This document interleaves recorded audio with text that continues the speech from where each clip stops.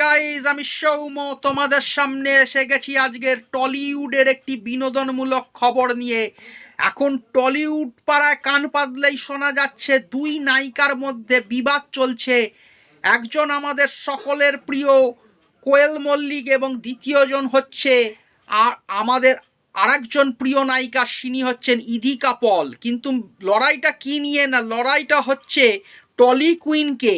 আমরা সকলেই জানি টলি কুইন নামে পরিচিত ছিলেন এতদিন কোয়েল মল্লিক, কিন্তু ইদিকা পল, যিনি প্রিয়তমা এবং খাদান এই দুটি সিনেমা করার পর তাকে অনেকেই টলি কুইন বলতে শুরু করেছেন। আর এতেই আপত্তি আমাদের কোয়েল মল্লিকের।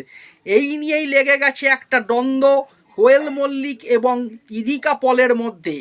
এইভাবে কিন্তু কান পাতলেই টলিপাড়ায় একটা খবর শোনা যাচ্ছে ইদিকা পল এবং কোয়েল মল্লিকের মধ্যে একটা দ্বন্দ্বের, টলি কুইন কে, এই নিয়ে। তা যাই হোক, এইভাবে বিনোদনমূলক খবরগুলির আপডেট পেতে আমার চ্যানেলটিকে অবশ্যই সাবস্ক্রাইব করে রাখুন বন্ধুরা।